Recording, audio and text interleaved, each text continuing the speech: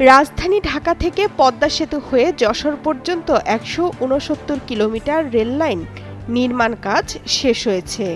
নতুন রেলপথে দিনে চলছে ১০টি যাত্রীবাহী ট্রেন। ২০২৩ সালে এই প্রকল্পের একাংশ চালু করা হয়। পুরোদমে ঢাকা থেকে যশোর পর্যন্ত ট্রেন চালু হয়েছে ২০২৪ সালের ডিসেম্বরে। এখন ৪.৫ ঘণ্টায় ট্রেনে ঢাকা থেকে খুলনায় যাওয়া যায়।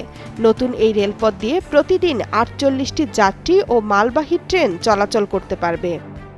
বিভিন্ন অবকাঠামোর কিছু কাজ বাকি। মার্চের প্রতিবেদন বলছে প্রকল্পের কাজের সার্বিক অগ্রগতি ৯৭.৩০% এবং অর্থনৈতিক অগ্রগতি হয়েছে ৮৮.৮০%। টানা সপ্তমবারের মতো বেস্ট টিস্যু পেপার ব্র্যান্ড হিসেবে স্বীকৃতি পেয়েছে বসুন্ধরা টিস্যু।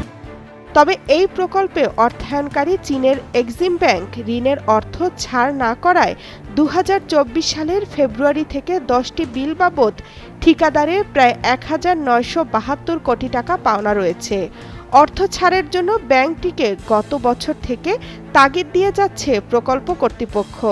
এ নিয়ে ৩ থেকে ৪ বার এক্সিম ব্যাংকের সঙ্গে প্রকল্প কর্তৃপক্ষের বৈঠক হলেও সমাধান হয়নি, ঋণের অর্থ ছাড় হয়নি।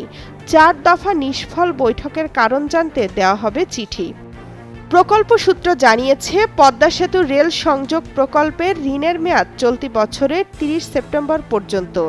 এই সময়ের মধ্যে কাজ শেষ করে বিল পরিশোধ করতে হবে, না হলে জটিলতা তৈরি হবে। বাংলাদেশ রেলওয়ের সূত্র বলছে ২০২২ সালে ভাঙা জংশনে বেশ কিছু বিষয় সংযোজন করা হয়। এতে এক্ষেত্রে চুক্তিতে দেখানো ব্যয়ের চেয়ে ৭৮ কোটি টাকা বেশি খরচ হচ্ছে। এ কারণে এক্সিম ব্যাংক ঋণের অর্থ ছাড় দিচ্ছে না বলে শোনা যাচ্ছে। অর্থায়নকারী প্রতিষ্ঠান টাকা না দিলে ঠিকাদার যদি চলেও যায়, বাংলাদেশ সরকারের টাকা দিয়ে বাকি কাজ করা যাবে বলে জানান বাংলাদেশ রেলওয়ের মহাপরিচালক মোহাম্মদ আফজাল হোসেন। বলেন, বর্তমানে প্রকল্পের শেষ পর্যায়ে কিছু ফিনিশিং কাজ চলছে, এতে খুব বেশি সমস্যা হবে না। প্রকল্পটি বাস্তবায়িত হচ্ছে চীন ও বাংলাদেশের মধ্যে G2G পদ্ধতিতে। এ প্রকল্পের ঠিকাদার চায়না রেলওয়ে গ্রুপ। এ প্রকল্পে চীনের এক্সিম ব্যাংক ঋণ দিচ্ছে প্রায় ২৩,৪৮১ কোটি টাকা।